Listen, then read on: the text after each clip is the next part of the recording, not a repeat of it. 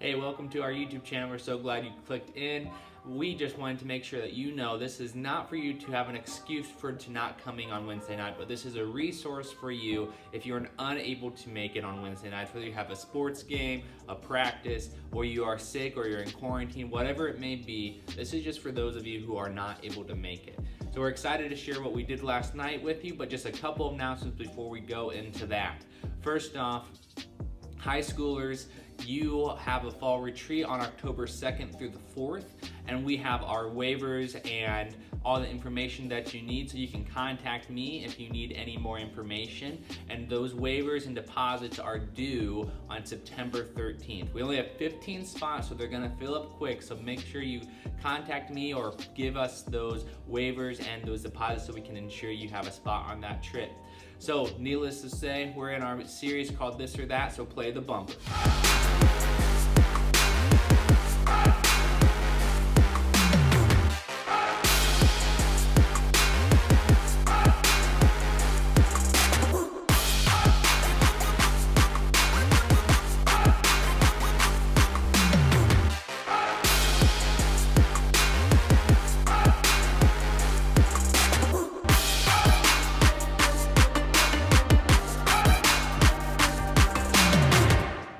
Week number 2 in our 3-week series of This or That, and we're in the middle of it this week, and we're talking about comparison.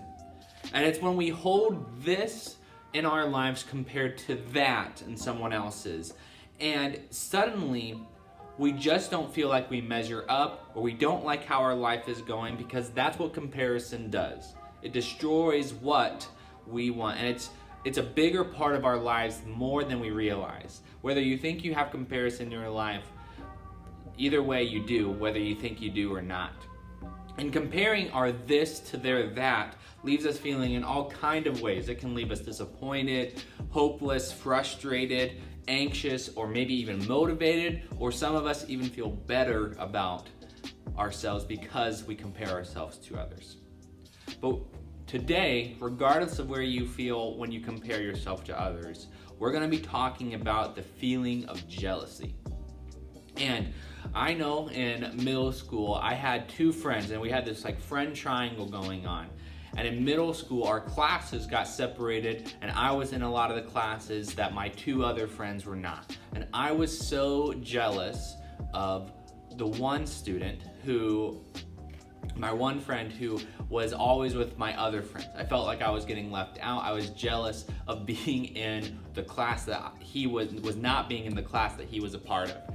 And it's silly to think that that's what brought me to have jealousy, but it's those small things that we can be jealous of. It doesn't always have to be these huge things that we are jealous of. It can be the small things, and it really, really bothers us and has harmful effects. And I just remember that those friendships basically were ruined because of my jealousy that I had, that I was so angry at that one friend, and it made the other friend be mad at me, and it was this whole mess, and it's all because of the jealousy I had. And so jealousy is a very specific type of comparison. It's what we feel when we want what someone else has. And it happens way more than we ever realize. When that kid in your class comes in with an awesome new pair of shoes and you're still rocking the ones from last year, you might be having jealousy. Or when the kid that auditioned for the solo or the part that you didn't get but they did, you might be jealous. When your friend got to be on the starting position on their team, you might feel jealousy. Or if you have 2 parents, or if you only have 1 parent and their friends have 2 parents in your life, you might have jealousy. There's a whole lot of options that we have jealousy in our life, and the list could go on and on. But if we really think about it, jealousy can show up just about everywhere we turn. It's not just this one aspect of our life that has jealousy, it's everything in our life that we can have jealousy point up. So for starters, jealousy, it can cause us to feel insecure. The more jealous we become of someone else, the more insecure and uncertain we feel about ourselves, and that insecurity can quickly lead us to become unhappy.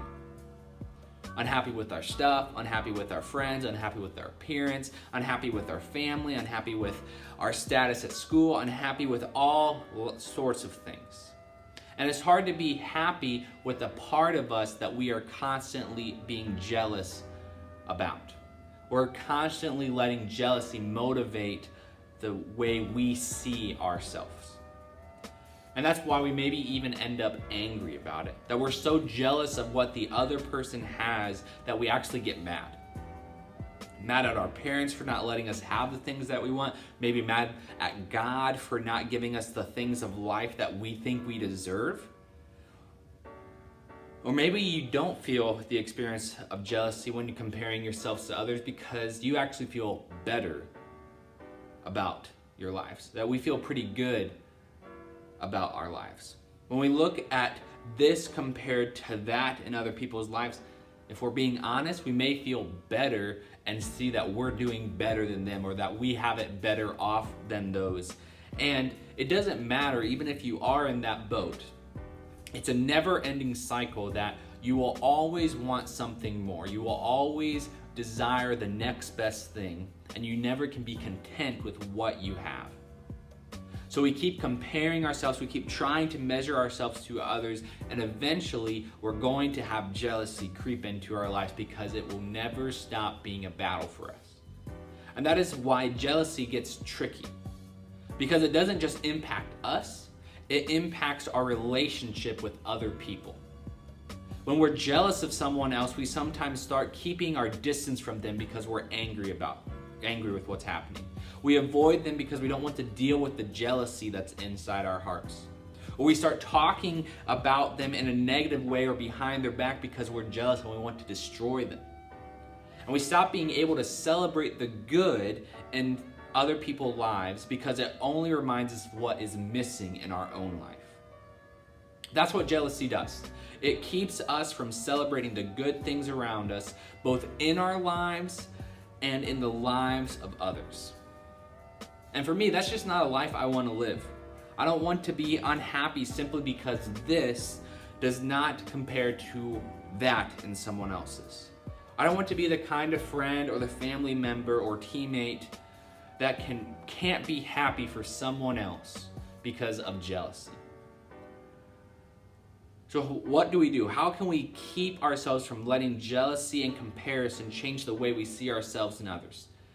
And if you've ever dealt with jealousy, you're not alone. You are not the only one dealing with jealousy. Everyone that listens to this that was in our room deals with jealousy. Adults deal with jealousy just as much as you. In fact, there's always been a struggle for human beings in general. And that's why in the Bible it shares a lot about jealousy. And I want to share a story from the Bible about jealousy. And it's in the ancient times, and there was a man named Saul, and this is in the Old Testament in 1 Samuel. And he was the first king over Israel. And he was initially known as he was a good king, he was a generous king, he was courageous in battle, he was good looking. And most of Israel respected him. But then there was this battle against the Philistines, and they had this secret weapon of Goliath. And if you know the story of David and Goliath, you know where we're going a little bit. And this is, check it out, in 1 Samuel 17. Now the Philistines gathered their forces for war and assembled at Socoh in Judah. They pitched camp at Epsim-Dammim between Sohoka and Azekah. Saul and the Israelites assembled and camped in the valley of Elah and drew up their battle line to meet the Philistines.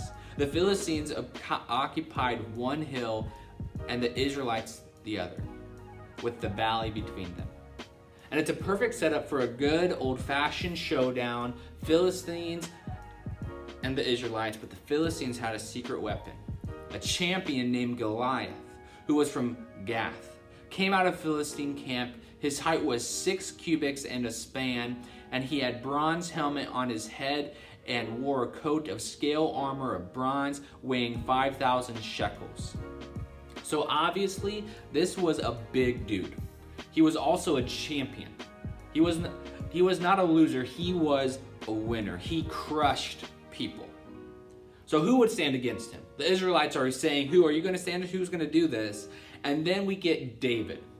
He stepped in and he was ready to fight Goliath, and Saul heard about this and he sent for him. And David said to Saul, "Let no one lose heart on account of this Philistine. Your servant will go and fight him." Saul replied, "You are not able to go against the Philistine and fight him. You are only a young man, and he has been a warrior from his youth." So basically, Saul is saying David is crazy for thinking that he's able to take on Goliath. But eventually, David talked Saul into it, and this is what happened. In 1 Samuel 17, 48 through 50. As the Philistine moved closer to attack him, David ran quickly toward the battle line to meet him. Reaching into his bag and taking out a stone, he slung it and struck the Philistine on the forehead. The stone sank into his forehead and he fell face down on the ground. So David triumphed over the Philistine with a sling and a stone. With the sword in his hand, he struck down the Philistine and killed him. So as you can imagine, David became an instant hero in the life of Israelites. Because this story didn't just end where it ended on the battlefield. King Saul promoted David because of his courage, and David delivered. And whatever mission Saul sent him on, David was so successful that Saul gave him a high rank in the army, and this pleased all the troops and Saul's officers as well. And David went on to have great success. Like, that guy was just unstoppable. Any battle that he came across, he defeated it. He was always winning. And the Israelites started to sing this way, and the Bible says this: "As they danced, they sang, Saul has slain his thousands, and David his tens of thousands."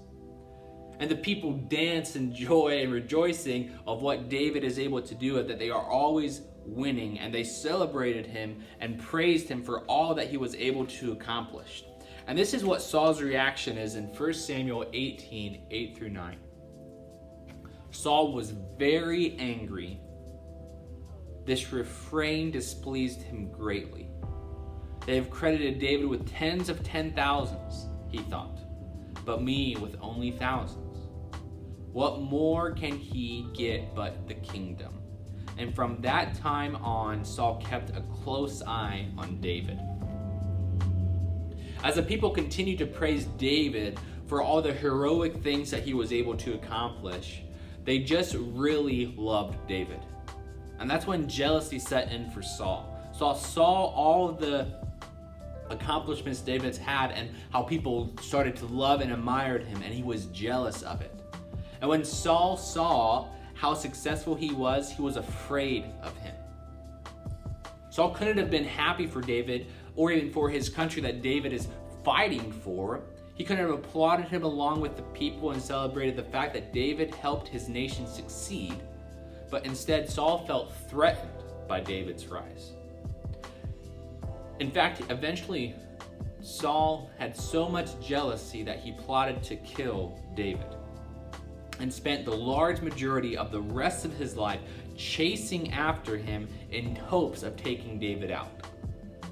That's just crazy that Saul would dedicate his whole life to taking out one man because of jealousy. And there's an author in Proverbs that gives us this great insight about how jealousy can lead us to destruction. And it's in Proverbs 14:30. "A heart of peace gives life to the body, but envy rots the bones." And if we're not careful, we can find ourselves in the same position as King Saul. We'll discover ourselves how jealousy of a friend cannot destroy and ruin us. Jealousy cannot destroy that friendship. Jealousy can cause us to doubt our own talents and achievements and success. Jealousy can rot how we feel about ourselves. Jealousy can kill our sense of peace. Jealousy destroys and it ruins us. Now here's the fun fact that we cannot not talk about. You know who wrote that Proverbs that we're going to read again in Proverbs 14? It was a guy named Solomon. And Solomon was the son of David, the guy who's being chased after Saul. So we don't know if this is true, but I can imagine that David told Solomon of these stories of how Saul was chasing him. And David probably taught Solomon the good virtue of not being jealous. David saw the devastating effects of jealousy firsthand. And just like Solomon learned wisdom from David's experience, we can as well. I know that's a dramatic story where we're probably not being chased after because of someone's jealousy for us, or where we're not probably trying to kill someone because of jealousy in our life. But to destroy our relationship with other people because of jealousy is very similar to this story. Saul destroyed the relationship with David because of jealousy. And when we compare ourselves to other people, we end up not celebrating others or ourselves in the process.